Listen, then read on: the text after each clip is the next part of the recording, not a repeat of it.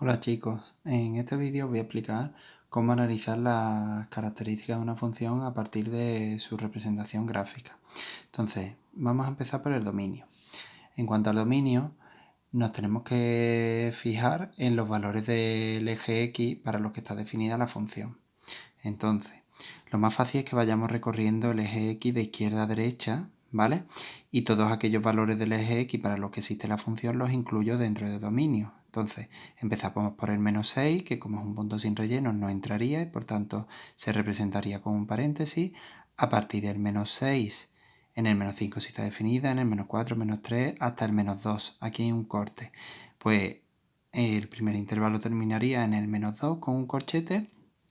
Hay un salto en todos estos valores, desde el menos 2 hasta el 2 no está definida la función y a partir del x igual a 2 comienza a estar de nuevo definida. En el 2 sí está definida, en el 3 podría parecer que hay un corte, pero en realidad no lo hay porque si yo me pregunto en el 3 está definida la función, tengo que contestar que sí, porque aunque no tengamos este valor, pero sí que lo tenemos aquí. Entonces, en el 3 y en sus proximidades sí que está definida la función, el 4 también y hasta el 5. Por tanto, incluiríamos el intervalo desde 2 hasta 5, con corchetes en ambos casos. ¿Vale?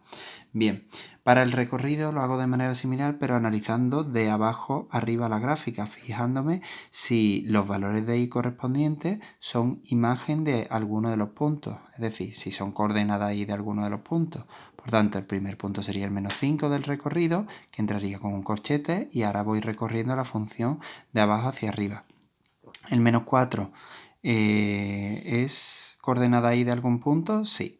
El menos 3 también, tanto por este lado como por ese. Menos 2 también. El menos 1 también. El 0 también en 3 puntos, por ejemplo. El 1 también en varios puntos. El 2 también. El 3 parece que no, pero por aquí no, pero por aquí sí. Continuamos, por tanto. Y de aquí hasta el 4. Entonces, el primer intervalo sería desde menos 5 hasta el 4, con corchetes en los extremos. Y después tengo un punto aislado que es el 6, que recordamos, que os lo he indicado ahí, que los puntos aislados se ponen con una llave, ¿vale? Bien. Seguimos. Los puntos de corte con el eje X. En este caso son el menos 5, 0, lo he puesto de manera aproximada, ¿vale? Recordad que en el eje X la coordenada que valía 0 era la contraria, la de la coordenada Y, mientras que en el eje Y las coordenadas que valen 0 son la X, ¿vale? Las contrarias siempre. Vale, pues los puntos de corte en el eje X, la coordenada que tienen que valer 0 es la Y. Menos 5, 0 sería este, menos 3, 0 y 4, 0. Y puntos de corte con el eje Y no hay ninguno, ¿vale? Me preguntan también que si es una función simétrica. Pues hemos contestado aquí que no es una función simétrica, ¿de acuerdo? Vale, bien, continuamos. Para analizar la continuidad, el apartado es que me pedían para esta primera gráfica.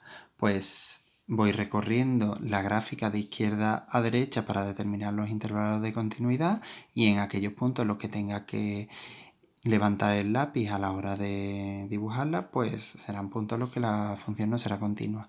Una cosa importante, a partir de ahora todos los intervalos que aparezcan, tanto para la continuidad como para el crecimiento y decrecimiento, tienen que ser intervalos abiertos, es decir, con paréntesis, ¿de acuerdo? Entonces, solo pueden aparecer corchetes en el dominio y en el recorrido, ¿vale? Bien, pues para los intervalos de continuidad damos valores del eje X. A partir de ahora, tanto para la continuidad y crecimiento de crecimiento, damos valores del eje X. Bien, solo damos valores del eje Y para el recorrido, ojo. Entonces, desde el menos 6 hasta qué punto es continua, hasta el 2. Pues por eso hemos puesto aquí desde menos 6 hasta menos 2, con paréntesis, insisto. Después, aquí no hay función, por tanto es discontinuo en todo este tramo. Y desde el 2 al 3 la función es continua. Aquí tengo que dar un pequeño salto, ¿vale? Pues desde el 3 hasta 5 sería el último intervalo de continuidad, ¿vale?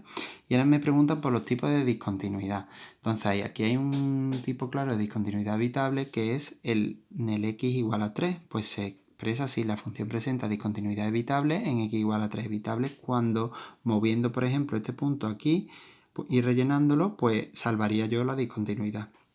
Algunos me preguntabais que en este tramo también es discontinuo. Sí, pero no se suele indicar como tipo de discontinuidad cuando hay un salto tan grande en la horizontal, sino que se suelen determinar los tipos de discontinuidad cuando hay discontinuidades, ya sea evitables o de salto finito a infinito, pero en una misma vertical, en un x igual a 3, por ejemplo, o en un x igual a 5, ¿vale? Entonces no presentaría más discontinuidades, ¿vale? Aparte de ese x igual a 3.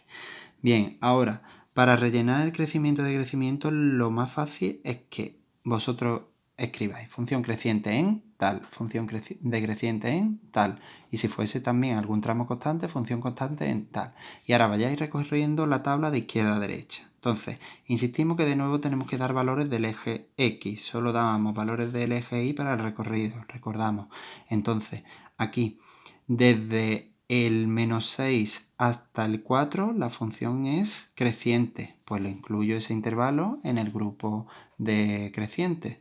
Desde el menos 4 hasta el menos 3, decrecientes, lo incluyo en el grupo de decrecientes. Desde el menos 3 hasta el menos 2, crecientes, lo incluyo ahí. ¿Vale? Recordamos que siempre con paréntesis, aquí no pueden aparecer corchetes, ¿vale? Porque yo, por ejemplo, no puedo determinar en este valor extremo que pasa de ser decreciente a creciente, en este que determino que es creciente o que es decreciente. No lo sé, es precisamente un punto en el que pasa de ser decreciente a ser creciente. Bien, el siguiente intervalo en el que es creciente es entre el 2 y el 3, pues lo incluyo en el grupo de crecientes. Y por último, de 3 a 5 es decreciente. Este punto aislado paso de él para este apartado, porque es un punto en el que la función ni es creciente ni es decreciente, ¿vale? Bien, después analizamos los máximos y mínimos relativos. Máximo relativo es simplemente un caso como este, ¿vale? O así, cuando tengo una función que crece y decrece, ¿vale? Y mínimo relativo cuando tengo así, por ejemplo, ¿vale? Bien, pues tenemos máximo relativo en el menos 4, 2, es decir, esto es un máximo relativo, lo pongo con una M mayúscula. Aquí tendríamos un mínimo relativo en el menos 3, 0, ¿vale? Y ya no tengo más máximo ni mínimo relativo. Este no es máximo relativo porque no forma una montañita, ¿vale? Igual que este tampoco es un máximo relativo. Si fuese con punto con relleno sí que lo sería, ¿vale? Y ahora vamos a los absolutos. El máximo y mínimo absoluto son los valores máximos o los valores mínimos que toma la función, ¿vale?